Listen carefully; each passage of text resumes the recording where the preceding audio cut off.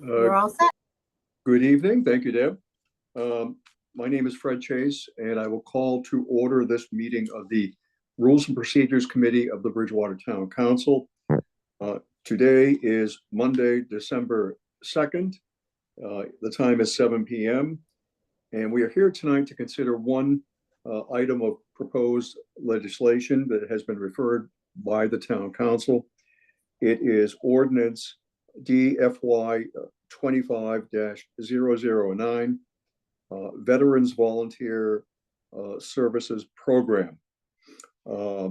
This has been brought forward from the council, having been sponsored by President Perry, and referred to the committee tonight for our consideration.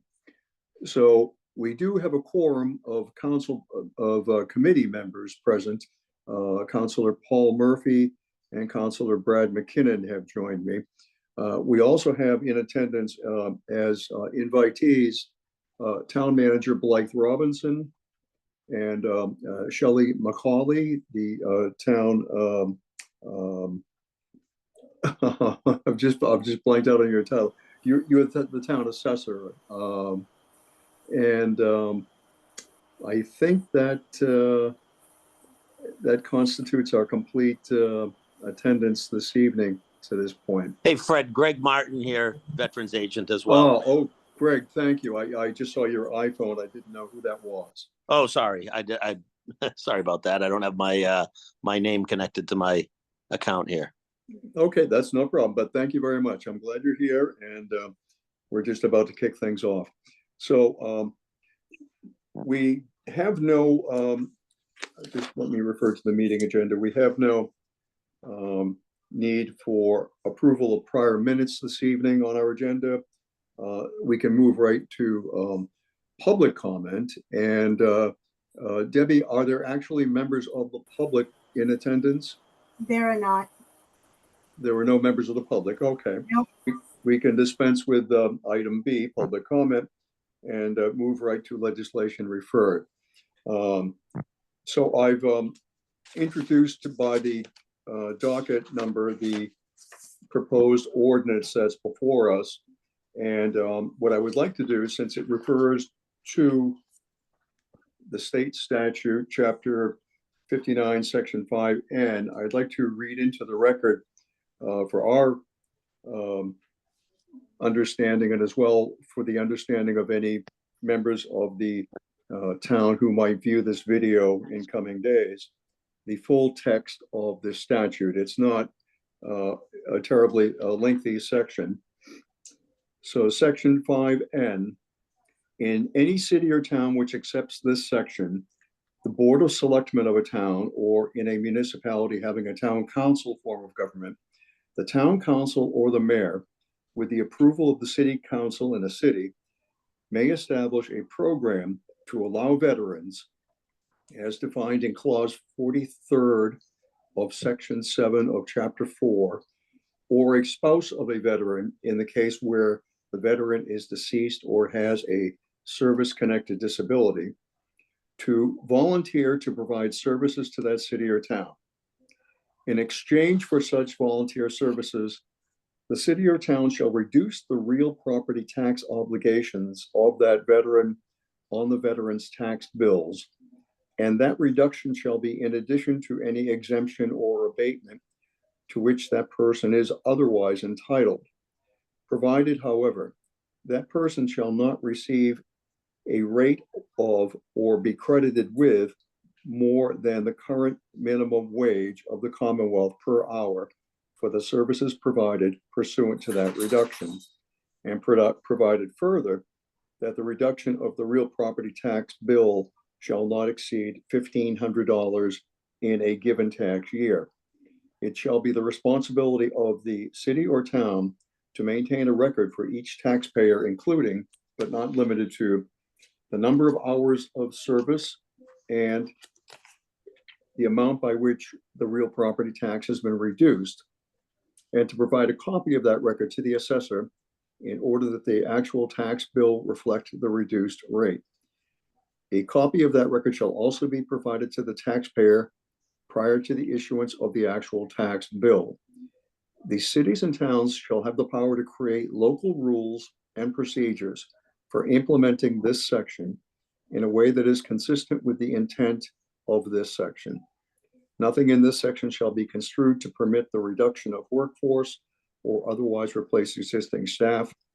The amount by which a person's tax liability is reduced in exchange for the volunteer services shall not be considered income, wages, or employment for purposes of taxation as provided in Chapter 62, for the purposes of withholding taxes as provided in Chapter 62B, for the purpose of workers' compensation as provided in Chapter 152, or any other applicable provisions of the general laws.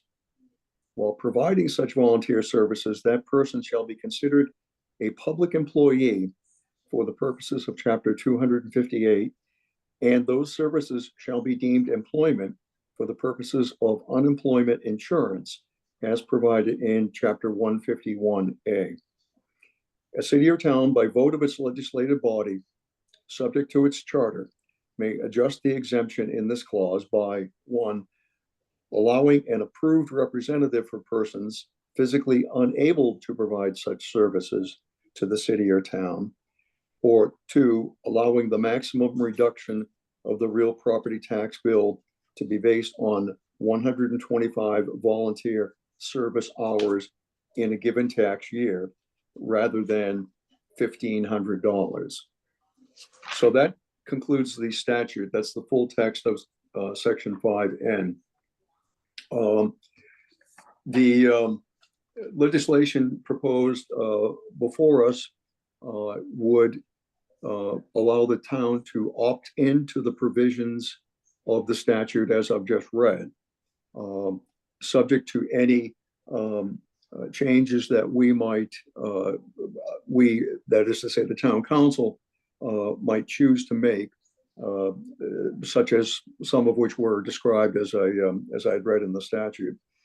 That is all I have to say. So I think we can begin to consider this, and I would open the floor up to any counselor with questions or comments, and certainly we can seek clarification or opinions of the town manager or of Mr. Martin or Shelley McCauley, who are all here tonight. Anyone care to? Yes, Mr. Chair. I'm pretty good with this. I did have one question about who would be setting the hourly rate for this? Would this be Laurie in her office, or would that be on us? Or the town manager? The state sets it. The state sets it, okay. It's $15, I believe, right now. Yeah, no, I heard it can't go over them. Can't go under minimum wage. Right. So so 100 hours gets you to the $1,500 amount. Yeah. All right. All right. So just to give some context, Greg, as he came in as our new veterans agent, veteran service officer earlier this year, has done his research about programs that might benefit veterans, and this is one of the ones that he brought forward as hey, we already do something similar for seniors. Would the town consider doing that for veterans? So he and I pulled in Shelley because the assessor's office plays a large role in both programs, that already does in the SAVE program for seniors and would for this. And we also included Lori Greedy and also HR, because HR is the one that actually acts as the, as the resource to put out quote ads for, jobs that we have available for people to do, and matches up people who are eligible with the positions that are available. So we've all discussed it. And that's how we came up with a PowerPoint that you got earlier today. And Shelley and Greg are very well positioned to answer any question that you would have about this, I think. I do have one question, and I'm not sure, Blythe, or perhaps you're the best person to answer this, but you can tell me otherwise if you're not. I'm curious, since the statute indicates that any such veteran would be deemed to be an employee of the town, I'm wondering if, and to what extent, apart from the actual salary consideration, whether there are other benefits or other costs incurred by the town in connection with that employment as a town employee. Because they would work such a minimal number of hours, they wouldn't be eligible for time off or, benefits that are paid such as health insurance, those sorts of things. But there would be some, I would call it minimal cost or risk associated with if they're considered an employee, then if they get hurt doing a job, they're covered by workers' comp. They're not likely going to be in situations where they would cause the town to be liable for some type of claim or suit. But if they were under Chapter 258, they would be provided coverage, same as you all are in your role as a elected volunteer. The town would provide that type of coverage for if they did something in their acts that caused us to be someone to make a claim against us. It would be covered, but we have in-house counsel. I would think it would be, if it was ever to even happen, it would be minor. So you're referring in part to a provision by the town for indemnification. Yep. What about any commensurate legal expenses that could be incurred by the town? Because we would have to defend them as an employee.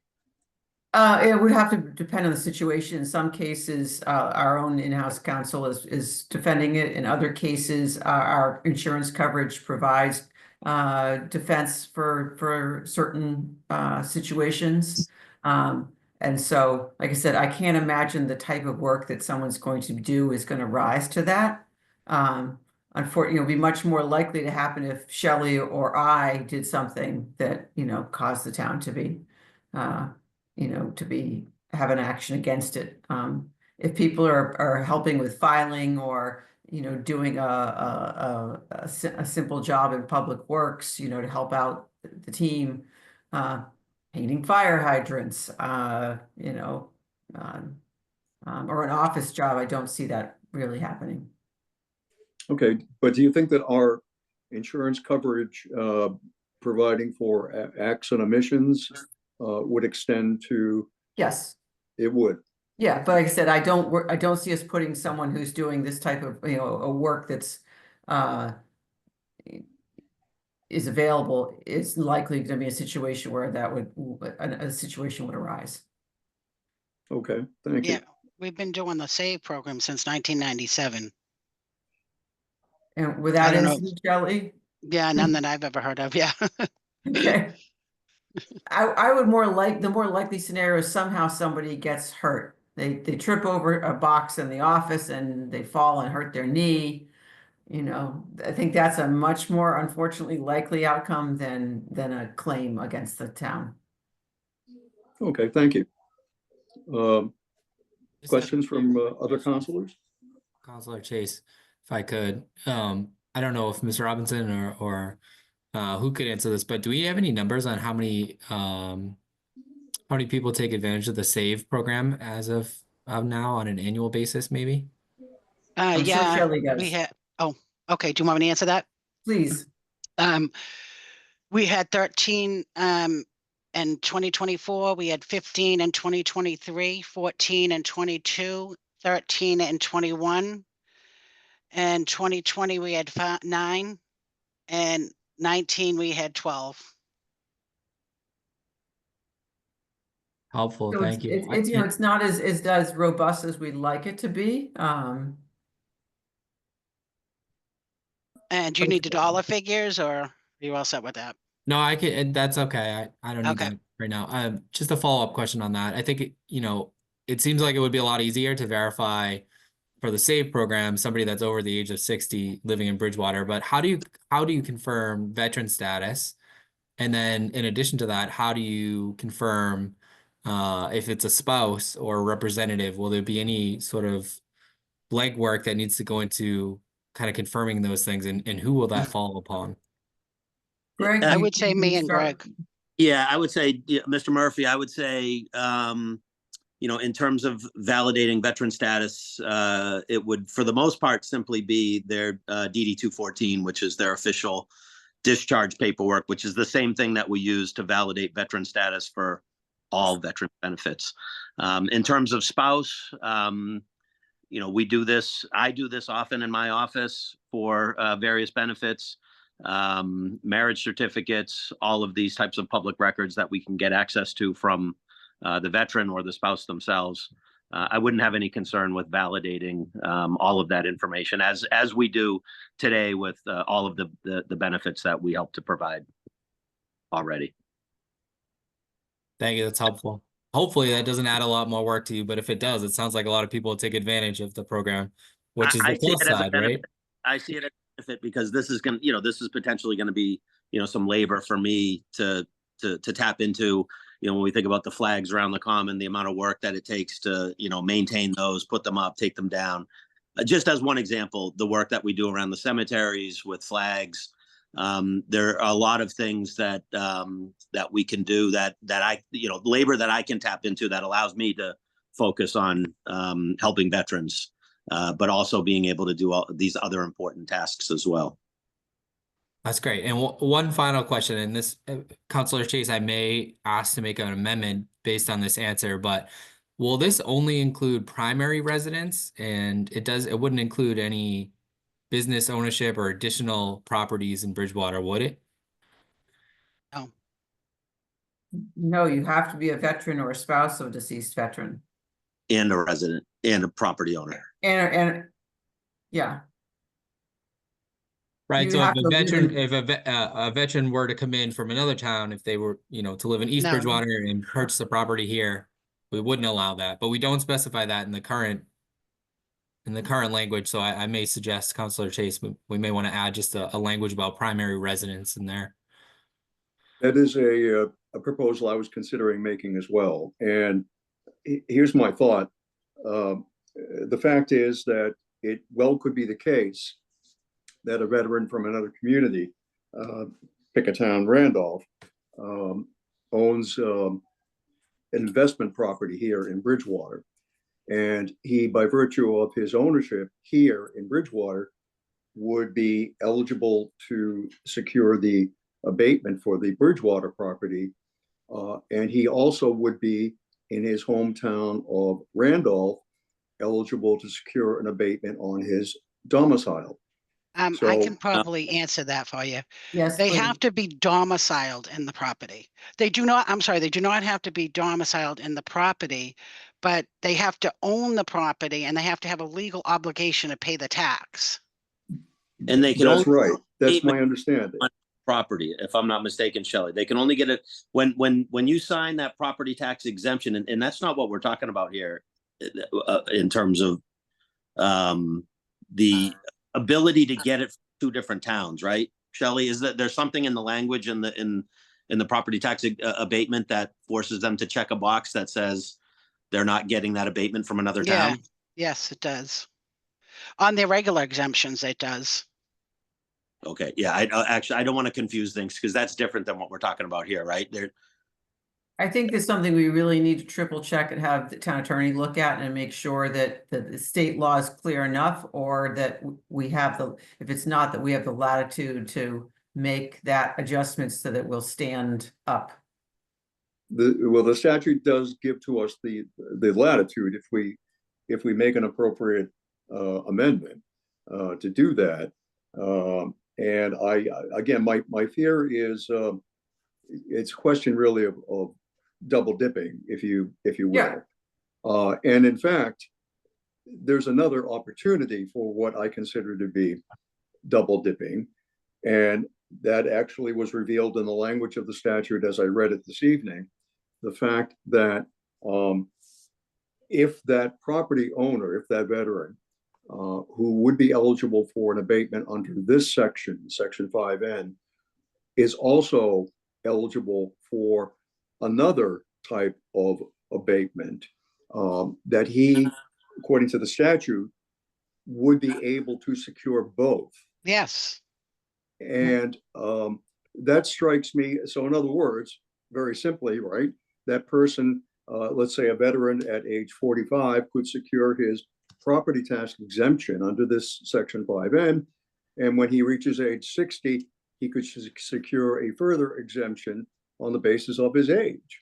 no, hold on, you're getting them all confused, but can I just go back to the domicile?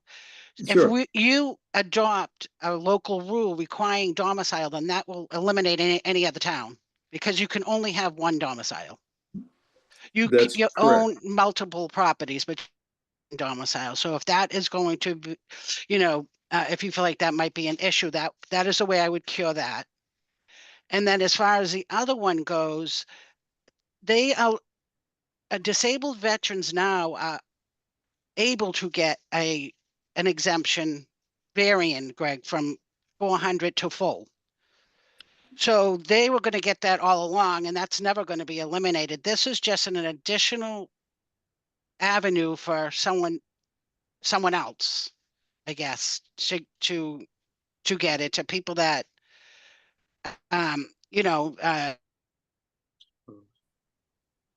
Well, if he's so deceased, the veteran's spouse can get it, or the survivor get it.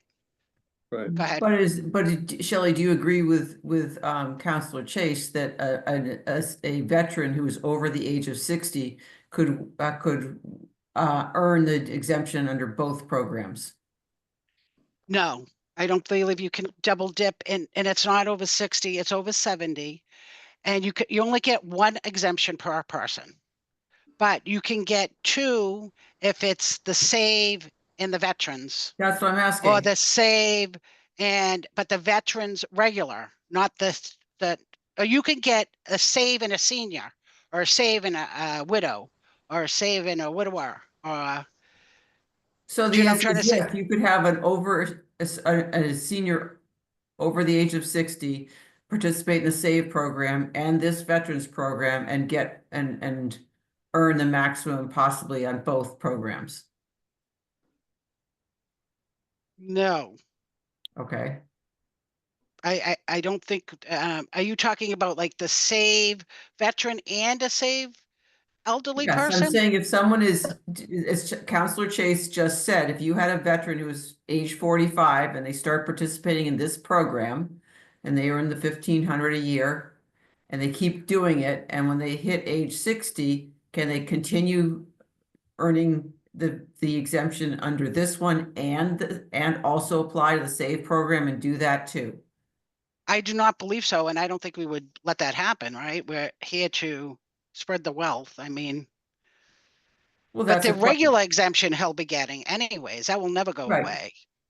Yeah, we're just talking about comparing You're this just one. talking about strictly save. I can look that up right now, I believe, if you guys. I mean, I think overall you've seen that out of all the, I don't recall off the top of my head how many seniors we have in Bridgewater, but if we're having less than, 15 or so working every year, and we've set this program up so that there could be 10 people who are veterans participating, the town's overall financial health is going to be okay anyway, whatever happens. We're just trying to encourage, find other ways to support veterans. No, I think absolutely in principle. I think this proposal is absolutely necessary. I think it's perfectly admirable. I'm glad it was brought forward. I frankly was ignorant that it did not exist in our town until this point. But again, in principle, I am opposed to an opportunity, as I see it, for abuse. I personally believe it would be abusive if, in fact, someone were able to stack exemptions or abatements atop one another. Just as I think it would be abusive if a veteran from the town of Randolph, I think I picked, owned investment property here in Bridgewater, which was not his domicile, but he could secure an abatement on the basis of that. So understand. I think that the intention of the statute, would be frankly contravened, by, were the town to overlook the opportunities for potential abuse. Mr. Chase, if I could add one thing, because as Shelley said, there are, multiple abatements here, right? There's this program that we're proposing here. There's the SAVE program. But then as an example, there's also the disabled veteran exemption. And the disabled veteran exemption, as Shelley said, goes anywhere from $400 to 100%. Now, somebody that has 100% property tax exemption would probably not participate in this program because they don't have any tax liability to work off. Right. But let's just say, for example, if you have a veteran that is eligible for the $400 property tax exemption as a disabled veteran. In other words, they are between 10% and 90% disabled per the VA inclusive, 10% to 90% inclusive. They would be eligible for a $400 property tax exemption. Per the statute that you read, they would be eligible for that property tax exemption as a disabled veteran, in addition to this program, if they were accepted into this program to work off that $1,500. Mhm. But as Shelley says, they're getting that exemption anyways, right? And so if this was what you referred to as stacking, I just wanted to be clear that that is a scenario I think that would be acceptable per the statute, and I think per what we would like to propose. So I like, mean, we have to match them up with a job they can do, right? So that might limit the ability, what we have, we have to encourage our departments to find opportunities for people to do work. As besides what Greg may have, that particular veteran might not be able to go out and do a physical job like putting flags around the cemetery, but they might be able to do some filing in, one of our offices, because they can do that. So. okay, so I will let you know how it works for the seniors.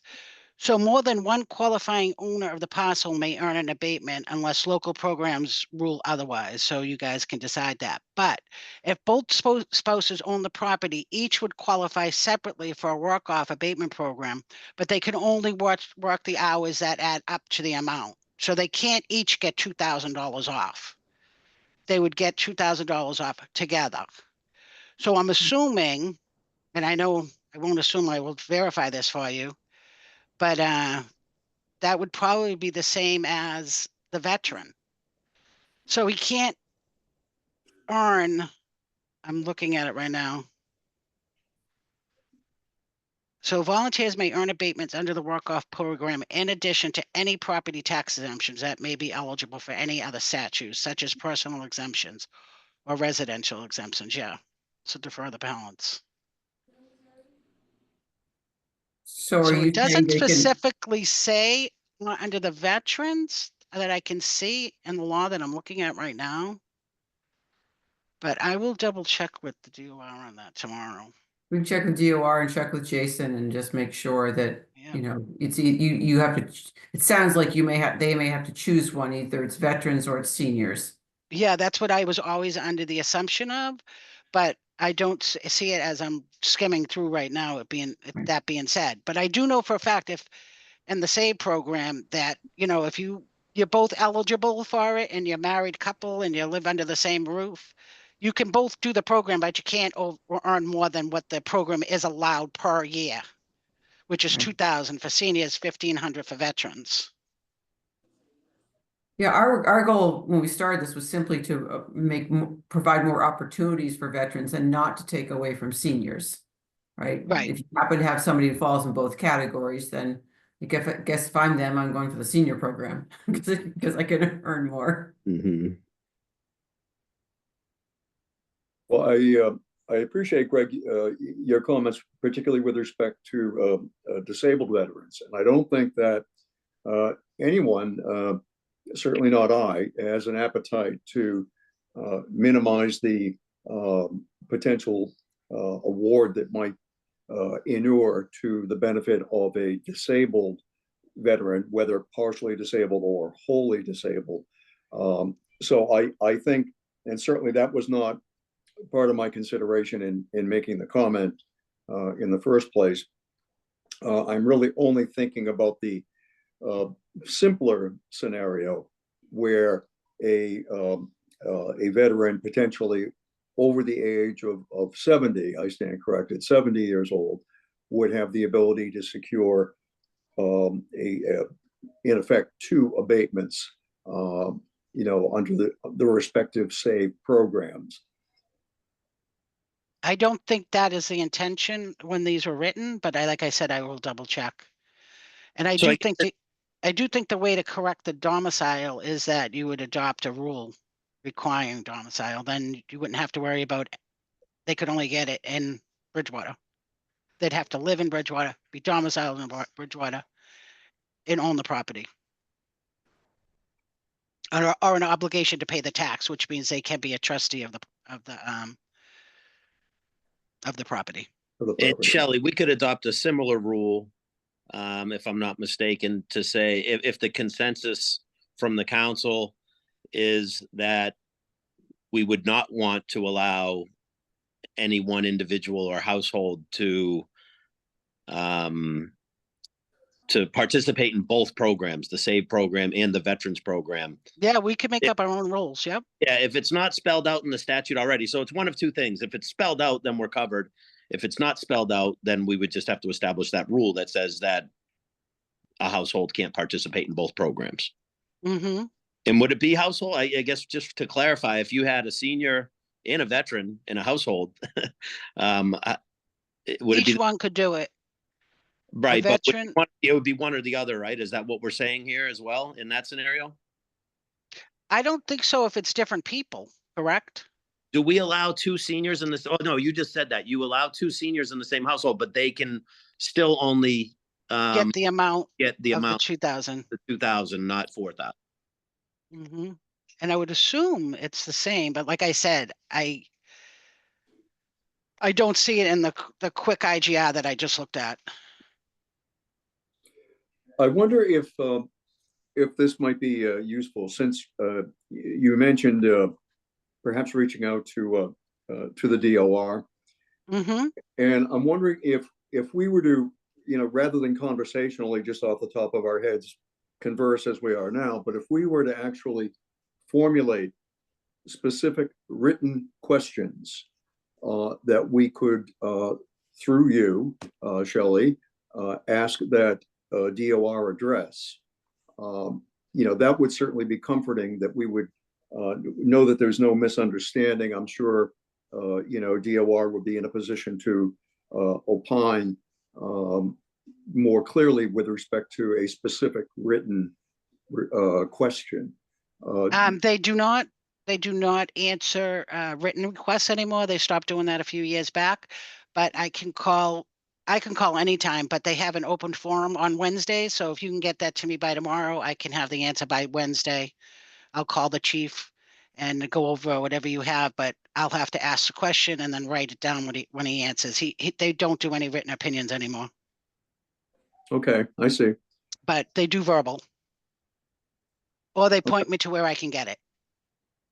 So if anyone right now on the committee would like any questions, if you can email me tomorrow, Wednesday morning, I'll call, have all the answers, ask all the questions, have them answered, and I don't know how you want me to get it back. Do you want to meet again, or would you just want me to follow up with an email? Whatever you prefer. Well, in a case like that, I think that, things are lost in translation if we allow a long period of time to elapse. Maybe the best response would be if you could, as soon as convenient for you, return a response to us by email as to whatever the questions are. I think that would be more useful. Okay. Yep.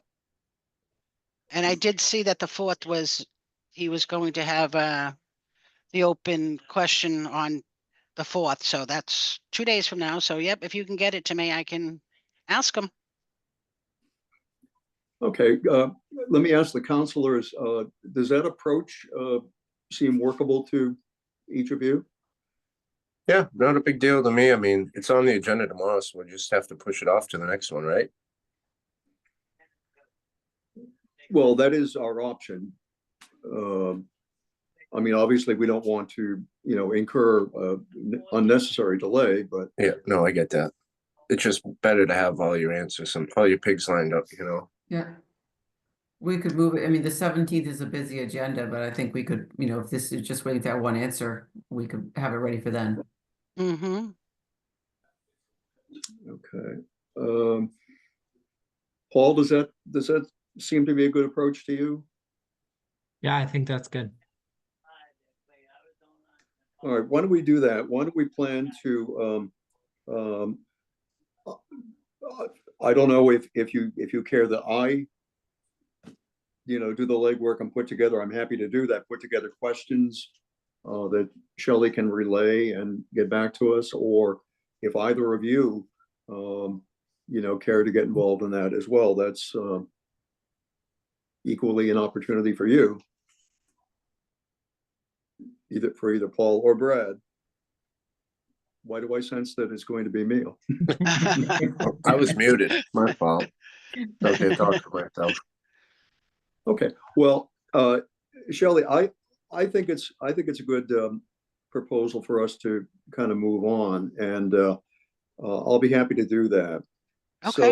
So I will direct questions to you and ask you to get back to us with whatever kind of response you receive at your earliest opportunity. Mm-hmm. I think that would be great. Perfect.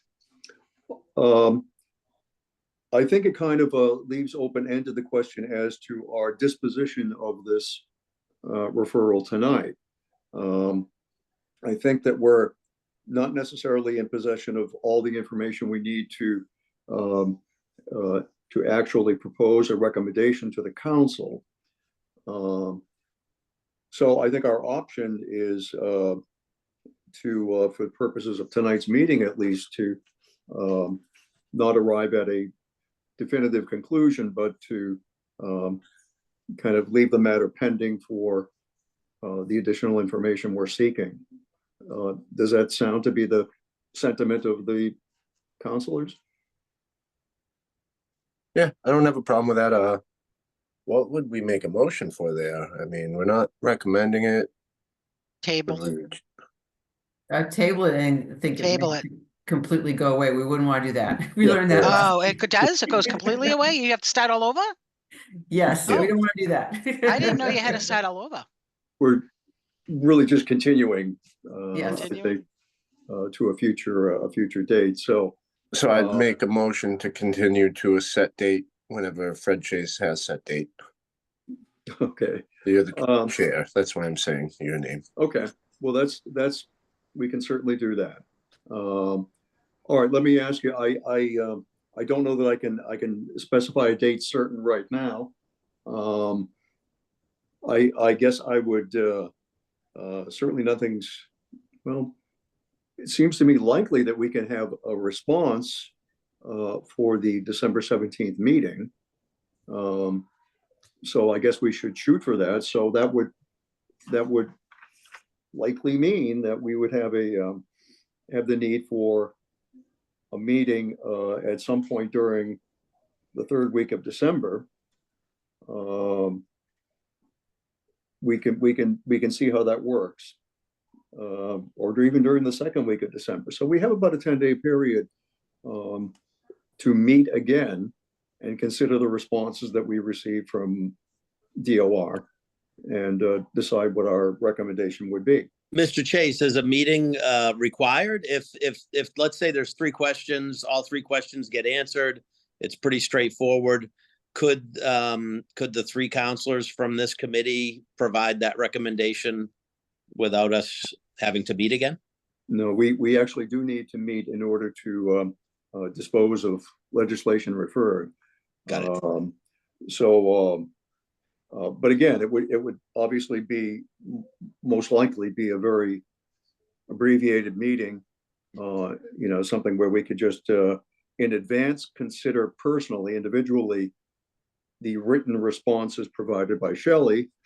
So we probably arrive at a conclusion in our own minds, but we would have to meet, for example, on Zoom to actually vote our disposition of the matter. Maybe that night, just a little bit before 7, so you're not trying to schedule yourselves for another night during a busy time of year. That's certainly a possibility, although we may have a budget and finance meeting prior to the meeting on the 17th. Oh, right, of course. But I think frankly, if in a matter of days, if a matter, let's say by the end of this week, certainly if we have a response from Shelley that we can circulate in writing to all the members of the committee, then we can just check availability for a meeting during the week of the December 9th, and consider the matter at that time, I think. I mean, whenever's clever with me. Okay. Like I said, Okay. I should have the answers by, noontime on Wednesday. I don't know how fast you guys can post a meeting, if you want to post it now for Thursday. I mean, I don't know, but I just wanted to know if I don't have to be here next week. My husband's having surgery on the 9th.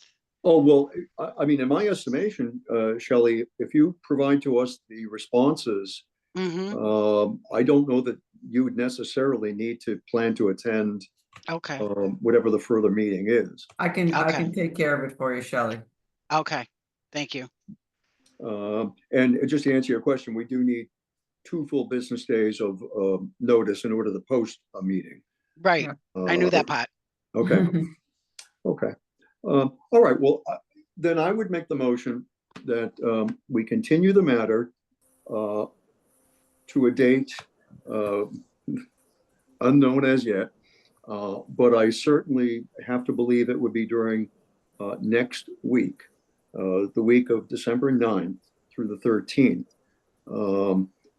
And we can consider the responses received by Shelley and forwarded to us. And we should be able to dispose of the matter as we see fit. I'll second that. All right. Debbie, could you help us with a roll call vote, please? Sure. Counselor Murphy? Counselor McKinnon?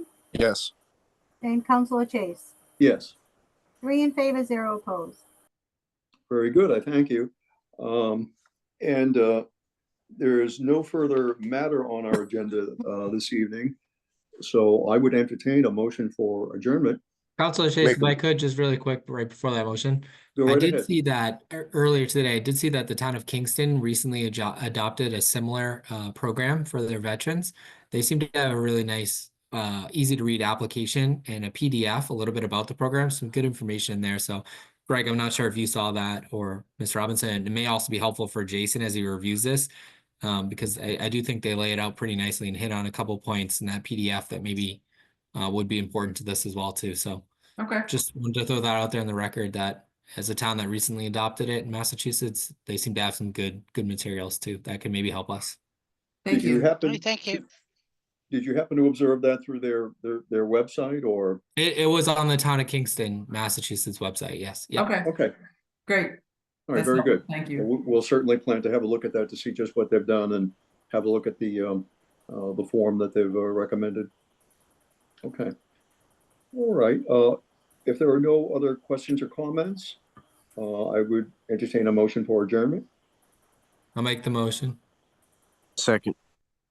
We have a motion and a second. And Debbie, could we have another roll call vote, please?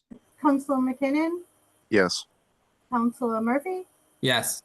And Counselor Chase? Yes. 3 in favor, 0 opposed. Thank you very much. I want to really thank Blythe and Shelley and Greg Martin for joining us. It's certainly always very, very helpful for us to have attendees who can provide answers to at least some of the questions that we expect to come up. So that's been very helpful, and thank you all for your input. Very good, Thank thank you. Thank you. Thank you, Have guys. a great evening. And you're everyone. gonna get that off to me? You have my email? Yes, I will plan to do that, Shelley. Okay, very good, thank you. Thank you. Everyone Yeah, have a good bye-bye. night. You too.